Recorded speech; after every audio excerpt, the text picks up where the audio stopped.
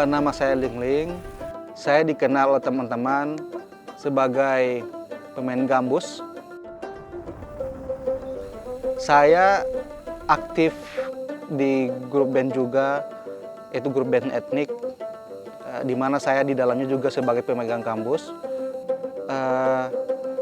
Juga saya terlibat di kalau ada proyekan-proyekan yang atau kegiatan atau event lah yang mengambil tema budaya atau tradisi, saya juga ikut berpartisipasi di dalamnya.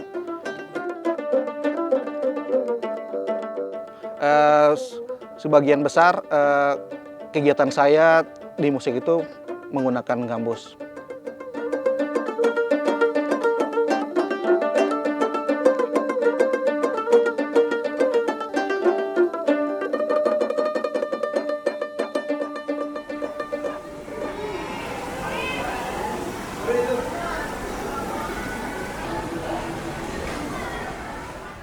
Nah, untuk saat ini saya juga mengajar gambus di beberapa sekolah.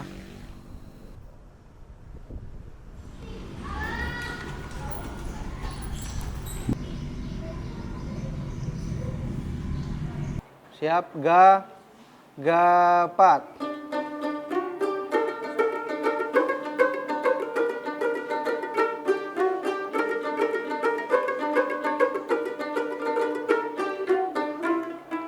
Oke.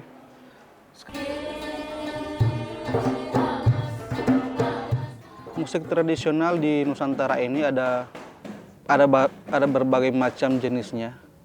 Entah itu musik tradisional petik, perkusi, melodis, dan masih banyak lagi beragam model jenis alat musik di Nusantara ini atau alat musik tradisional daerah.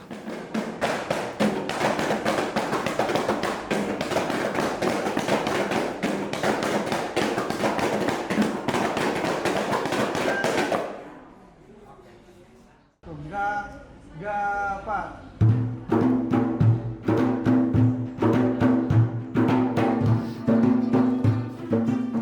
Gorontalo terdapat beberapa jenis alat musik tradisional, di antaranya polo-palo, gambus, rabana, andu-andunga, dan ada beberapa alat musik yang ada di museum Gorontalo, tapi sudah jarang mereka gunakan atau sudah jarang eksis di zaman sekarang. Cuman masih ada beberapa alat musik yang masih sering kita lihat digunakan dan sering dimainkan.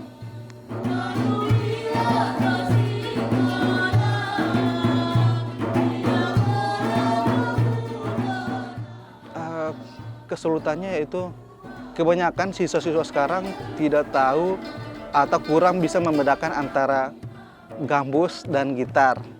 Mereka sering menganggap gambus sama dengan gitar, atau juga yang lebih parahnya mereka belum pernah melihat bentuk daripada gambus tersebut.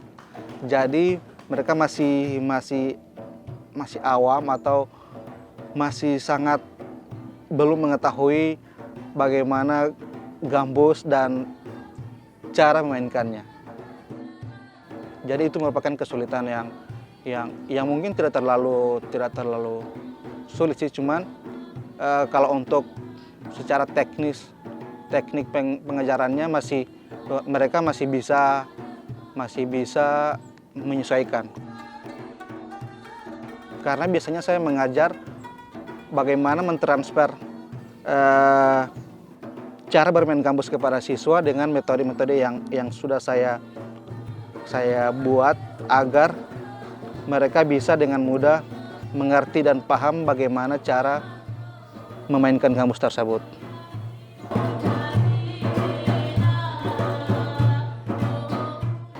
Untuk nama program ini itu adalah Proyek Penguatan Profil Pancasila sebagai implementasi kurikulum Merdeka, di mana kurikulum Merdeka ini merupakan kurikulum yang sudah ada dari pemerintah khususnya dari Menteri Pendidikan Mas Nadiem Makarim. Jadi kami di SMA Negeri 1 Telaga ini melakukan atau melaksanakan kurikulum merdeka pada tahun ajaran 2022-2023. Jadi proyek penguatan profil Pancasila dengan tema tahap 3 ini yaitu kearifan lokal ini kami angkat supaya ada generasi penerus yang bisa mencintai dan menanamkan budaya daerah Gorontalo.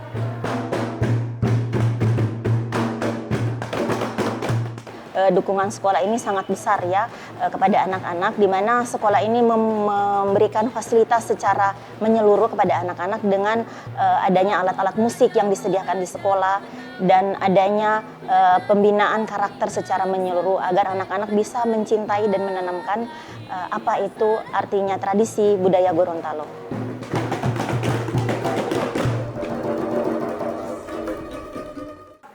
Oke, sekarang orang belajar yang pertama itu pola petikan gambus. Pendekatannya Pak Lingling ini ya dia secara plainly ya, berarti dia ini ramah terhadap anak-anak, di mana pendekatannya secara persuasif, jadi anak-anak merasa nyaman dengan adanya keberadaan dia, dengan belajar tidak merasa tertekan dan merdeka dalam belajar, artinya seperti itu.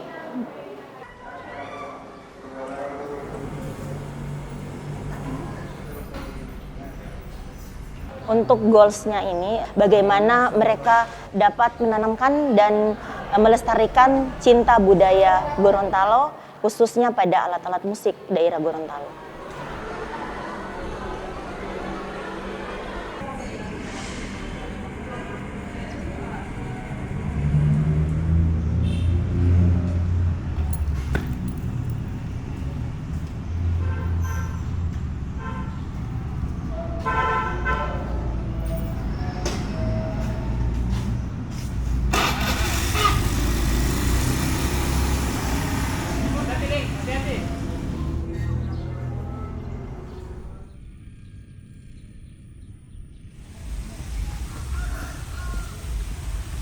Pengrajin alat musik tradisional di Gorontalo sekarang ini sudah sangat jarang karena peminatnya pun itu cuman berapa persen ya. Jadi tergantung dari peminat dari alat musik tersebut, misalkan polo-polo dan gambus itu jarang orang memainkannya, sehingga pengrajin pun tidak berminat untuk membuatnya karena anak-anak zaman sekarang itu kurang berminat dengan alat musik tradisional.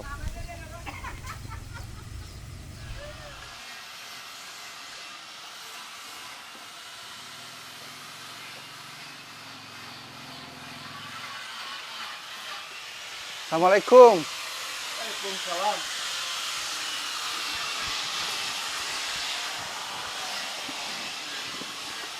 Kalau misalkan gambus dan polo-polo sudah banyak peminat, maka saya rasa otomatis akan ada pengrajin-pengrajin yang akan berusaha untuk membuat alat musik tersebut. Pas kita lihat kayak gambus. Sudah. Selama kayak ini ada berapa biji? Sekarang saya lebih tinggi 10 biji. Ih, banyak am. Yang dari sekolah ulum minta gambus ini, suruh pesan. Oh, Lagi kurang gambus dorang. Berapa lama lagi ini mau selesai? dia harus dikeringkan dulu kira-kira 1 minggu. Baru itu dia semua kering. Kalau Kameri saya kenal itu dari tahun 2016. Jadi saya mulai terlibat di acara-acara kesenian, dan saya mulai mengenal Kameri dalam hal proses pembuatan alat musik tradisional. Sekarang bagian apa nanti Kameri ada kerjain? Sekarang saya pakai kaca. Ih, pakai kaca ya? Ya, pakai kaca pica botol. Kenapa pakai kaca? Iya, karena masih ada kan urat-urat kayu yang bekas disekap tadi. Jadi mau kasih keluar dengan pica botol, kemudian dia dihaluskan dengan kertas pasir supaya dia jadi halus. Oh, berarti abis ini pakai kertas pasir. Habis ini pakai kertas pasir yang halus.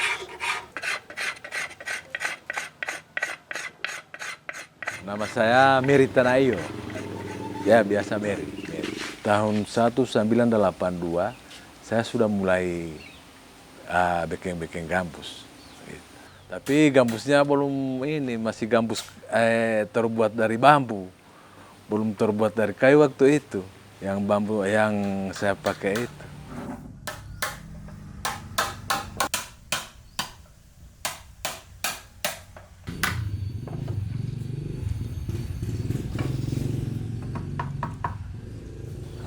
Sebenarnya kualitasnya kalau jati dengan dengan nangka itu sebenarnya sama. Tapi kelemahan dari kayu jati itu dia lama mau kering. Kalau pohon nangka dia cepat kering. Tapi keunggulan dari jati, biar mau lobang dia punya badan gambus itu biar kering, artinya tidak sulit membawa lubang. Tapi kalau kayu nangka itu agak sulit sedikit kalau sudah kering. Dia harus, lubangnya harus masih basah. Gitu.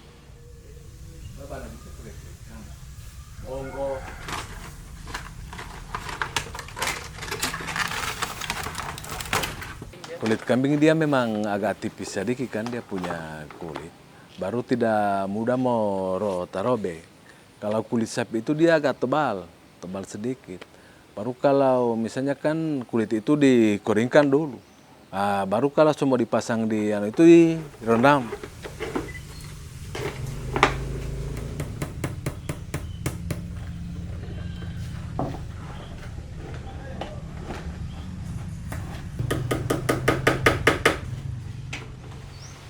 Purnyannya itu kalau yang saya bikin ini sekitar 85 cm. Kepalanya itu sekitar 20 cm, baru lehernya sekitar berapa ya? 30 lah, 30 dia punya. Kemudian badan gambus itu dia sekitar 50-an, 45. Baru ada yang di bagian ekornya itu ada kayu yang tempat untuk masang besi untuk mengikat akang tali gambus itu. Baru ini nada F. Pas yang hijau itu yang pas dia punya. Dari 2008 2007 saya mulai tekun kerja palo-palo. Tapi waktu itu masih banyak bahan. Bambu yang kering di pohon itu masih banyak kalau. Tapi sekarang ini saya mulai punah, mulai tidak ada.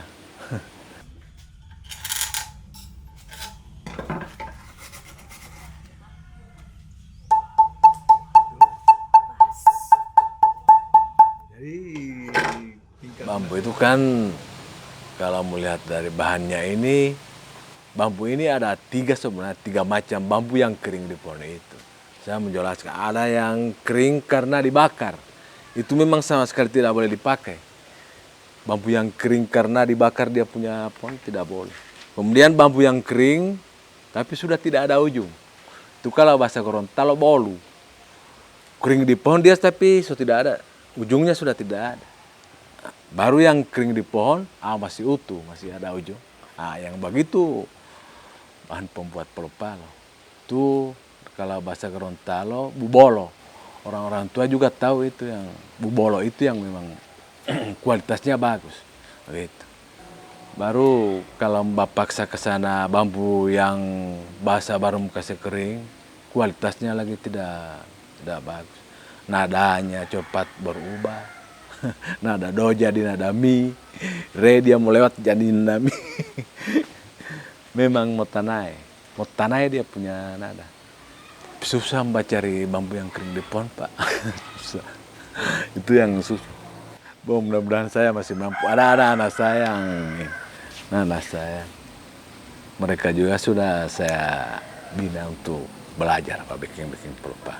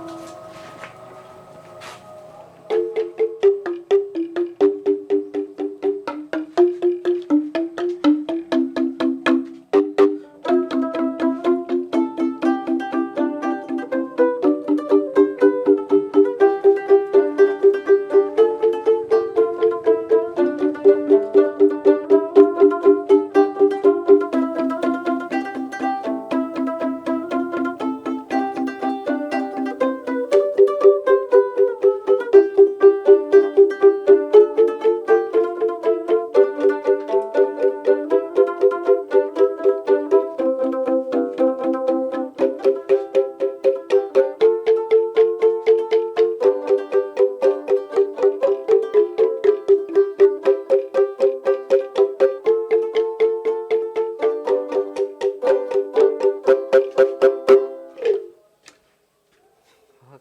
gagah.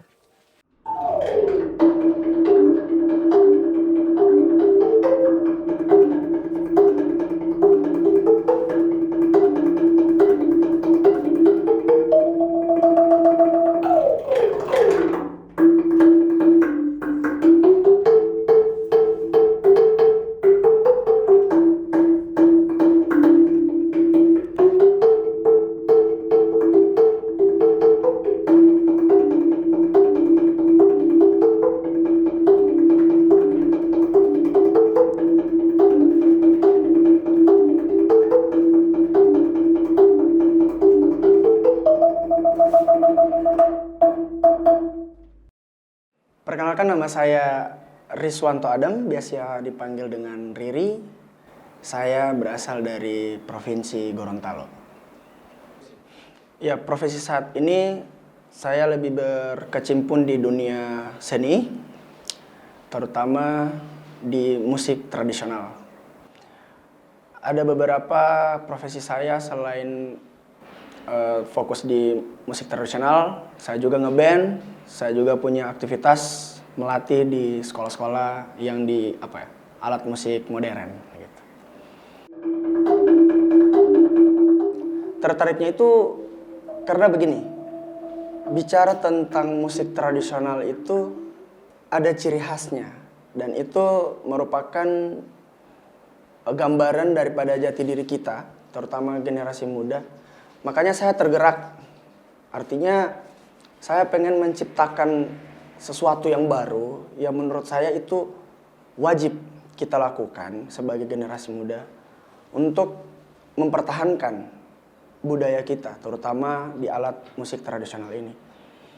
Makanya saya banyak turun ke sekolah, kerjasama dengan instansi pemerintah, hanya untuk menyalurkan alat musik ini. Bahkan sempat ada tidak bisa menerima dengan alat ini, makanya saya gabungkan di beberapa alat tradisional, alat modern, dan terterimalah. Akhirnya bisa membooming. Makanya kemarin saya sempat membuat event satu-satunya di Gorontalo, Getar Polo Palo, gelar 3 ruang Polo Palo. Dan itu insya Allah akan ada seri yang kedua. Semoga itu bisa lebih dapat impact yang positif lagi daripada masyarakat Gorontalo. Assalamualaikum. Waalaikumsalam warahmatullahi wabarakatuh. Ada latihan apa? Ada coba-coba lagu Viva La Vida. Oh, gagah itu. Ah, Gagah. memang gagah. Lagu zaman sekarang. Zaman now, ya. Jadi kita mau coba dulu. Oh, oke.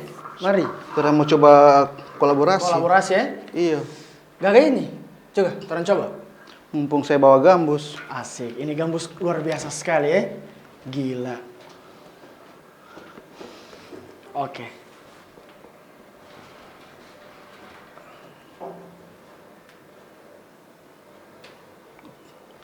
Siap? Siap.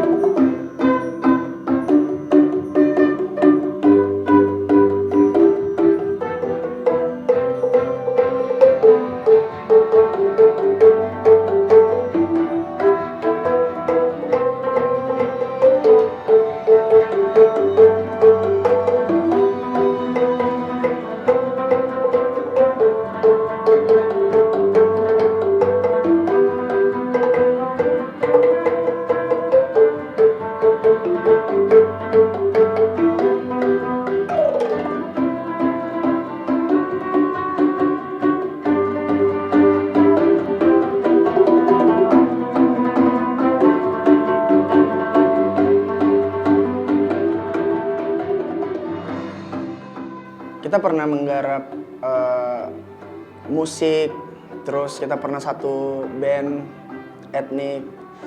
Jadi menurut saya kalau kita di Gorontalo semakin banyak relasi, artinya semakin banyak kita membuat project dengan seseorang, itu akan menambah ilmu juga buat kita. Dan membuat yang melihat itu bisa tertarik gitu. Jadi motivasi lah buat mereka.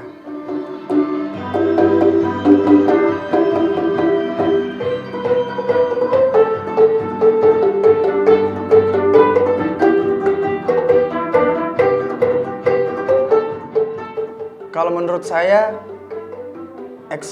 eksistensi daripada musik tradisional sampai saat ini masih terjaga karena banyak sekali event-event baik secara reguler maupun nasional yang mengangkat tentang kearifan lokal. Nah, makanya kita sebagai generasi muda yang ada di Provinsi Gorontalo akan selalu dan setiap saat ketika ada event tentang kebudayaan, pasti kita akan sisip alat tradisional Polo-Palo. Baik itu gambusi juga, ada rabana, banyak sekali. Dan saya rasa dengan hal-hal seperti itu, semoga saja ini tidak akan padam. Dan saya berharap generasi-generasi berikutnya, ayo belajar, pahami, dan lestarikan budaya kita.